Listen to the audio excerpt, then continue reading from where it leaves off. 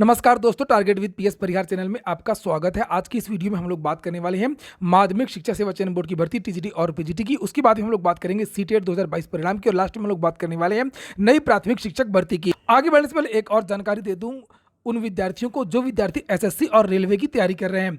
SSC और railway के विद्यार्थियों के लिए आलू बोर्ड एक स्पेशल ऑफर लेकर के आया है, वैलेंटाइन डे ऑफर। यह ऑफर 13 फरवरी से लेकर के 15 फरवरी तक है और इस कोर्स में 500 से ज़्यादा टेस्ट हैं, नोट्स भी मिलेंगे, पीडीएफ, और यहाँ पर सभी कोर्स मौजूद हैं एसएससी के और रेलवे के।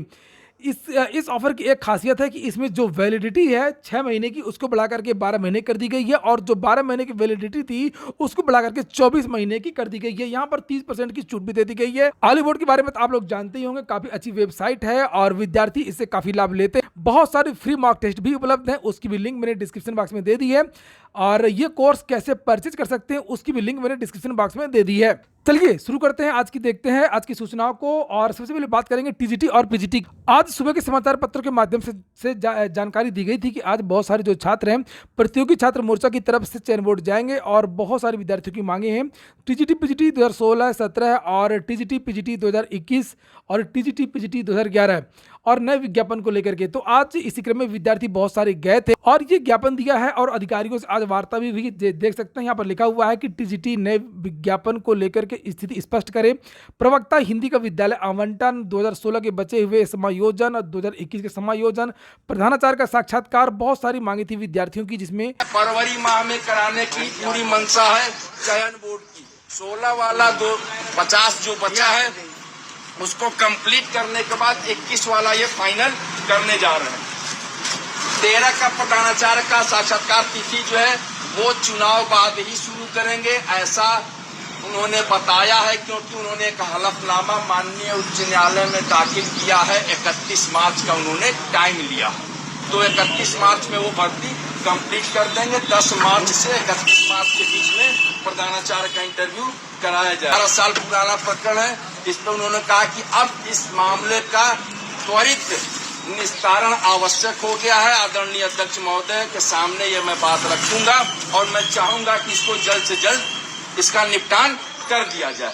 और जो 16 और 21 में प्रतीक्षा सूची में चयनित है उस पर उन्होंने कहा कि 13(3) नियम के अंतर्गत जिला विद्यालय निरीक्षक को इसको करना है, लेकिन अगर कहीं का जिला विद्यालय निरीक्षक कोई निर्देश प्राप्त करना चाहता है चयन बोर्ड से तो उसके लिए चयन बोर्ड तैयार है। जबकि पूर्व में भी हमने निर्देश जारी किया था, रिजल्ट जारी होने के बाद पुनः निर्देश मांगेंगे तो हम उनको मेल पर निर्देश उपलब्ध करा देंगे, ताकि जहां भी प्रतीक्षा सूची में अगर कोई व्यक्ति चयनित है और जहां पद रिक्त है वरीयता क्रम के अनुसार पहला, दूसरा, तीसरा, चौथा, उसको जो है डीआईएस जो है 13(3) नियम के अंतर्गत जो है उनकी नियुक्ति दे सके।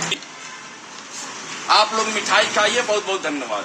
सारे प्रवक्ता हिंदी मिठाई खाइए और खिलाइए भी।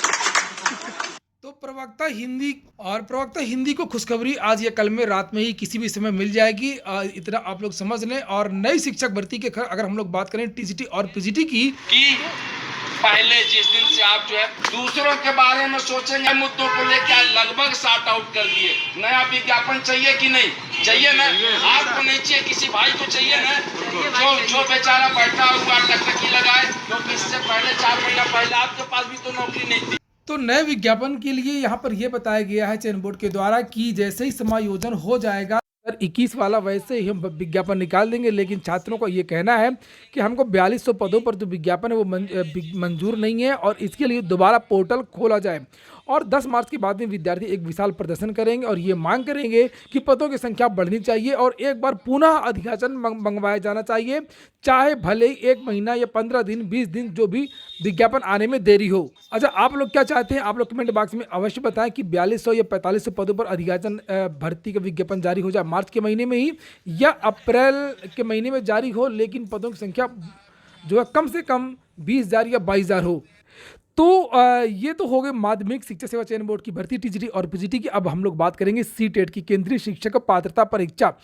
सीटेट परिणाम के बारे में तो वैसे पहले ही जानकारी दे दी गई थी सीबीएसई के द्वारा कि इसके जो परिणाम है वो 15 तारीख को जारी होगा। हो सकता है, संभावना की गई थी, ऐसा भी नहीं था कि वो डेट थी, वो टेंटेटिव डेट थी।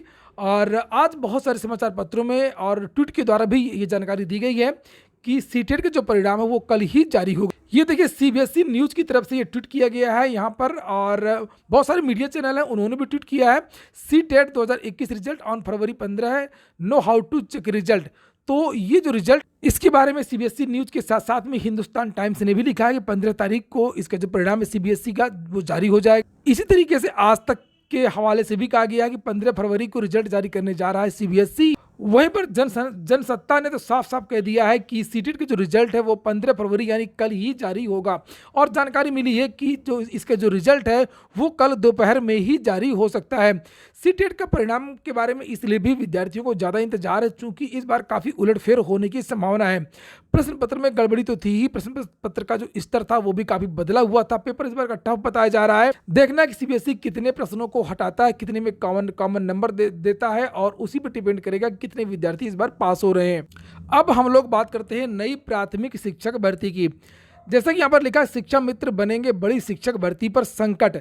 असल में जब से समाजवादी पार्टी की तरफ से मैंने बहुत सारे वीडियोस भी बनाए हैं, लेकिन जो बात सच है वो बात सच है और सच को दबाया नहीं जा सकता है। और सच यही है कि समाजवादी पार्टी ने साफ साफ घोषणा कर दी है कि शिक्षा मित्रों को समायोजित किया जाएगा। समाजवादी पार्टी अपने ऑफिशियल ट्विटर हैंडल से और अपने ऑफिशियल फेसबुक पेज से लगभग प्रतिदिन लगातार ट्वीट कर रही है कि शिक्षा मित्रों को नियमित अध्यापक बनाया जाएगा।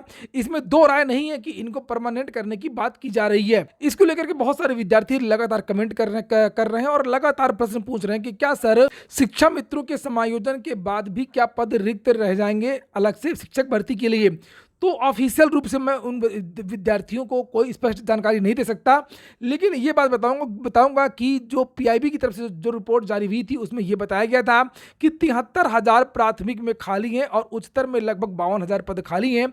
कुल मिलाकर के लगभग 1,20,22,000 जो पद हैं वो उत्तर प्रदेश में बेसिक के खाली हैं। इसी तरीके से जो सुप्रीम कोर्ट में जब केस चल रहा था 69,000 शिक्षक भर्ती का, उस समय भी सरकार की तरफ से ये बताया गया था कि उत्तर प्रदेश में 51,000 जो पद हैं वो अलग से रिक्त हैं। एक हलफनामा दिया था राज्य सरकार ने कि 51,000 पद रिक्त हैं। अगर ये 51,000 पद रिक्त हैं और 17,000 यानी कि 22,000 लगभग पुराने 68,500 के, उनको हम लोग दोनों को जोड़ देंगे तब भी लगभग 70-72,000 पद ही होते हैं। तो शायद वही 73,000-72,000 जो पद हैं जो बताए जा रहे हैं, इनमें से मैं आपको बता दूं कि उत्तर प्रदेश में जब ये टीईटी का रिजल्ट और सीटेट का जो रिजल्ट आ चुका होगा तो लगभग 50 से 60,000 जो विद्यार्थी हैं वो इतने तो पास शिक्षा मित्र ही हो जाएंगे। और शिक्षा मित्रों का अगर समायोजन हो जाता है इन रिक्त पदों पर, फिर एक बड़ी प्राथमिक शिक्षक भर्ती आना बहुत मुश्किल हो जाएगा। क्योंकि समाजवादी पार्टी ने पिछली बार भी ऐसा ही किया था, बड़ी शिक्षक भर्ती समाजवादी पार्टी नहीं लाई थी और सीधे 1,58,000 शिक्षा मित्रों को डायरेक्ट समायोजित कर दिया था। और जो बीटीसी पास विद्यार्थी थे वो मुंह ताकते रह गए थे और कोई बड़ी शिक्षक भर्ती नहीं आई थी। और यही कारण है कि विद्यार्थी लगातार दबाव बना रहे थे कि समाजवादी पार्टी पदों की संख्या को स्पष्ट करे कि वो कितने पदों पर भर्ती करेंगे, यानी कि 1.5 लाख पद पर करेंगे या 2 लाख पद पर करेंगे या 1 लाख पद पर करेंगे। तो विद्यार्थी उसी तरीके से अपना आइडिया लगा लेते कि कम से कम इतने पदों पर एक खुली भर्ती होगी। और समाजवादी पार्टी ने ये स्पष्ट रूप से कहा कि हम जितने भी रिक्त पद हैं उतने पदों पर बेसिक के जितने भी रिक्त पद हैं उतने पूरे जो पद हैं वो भर देंगे।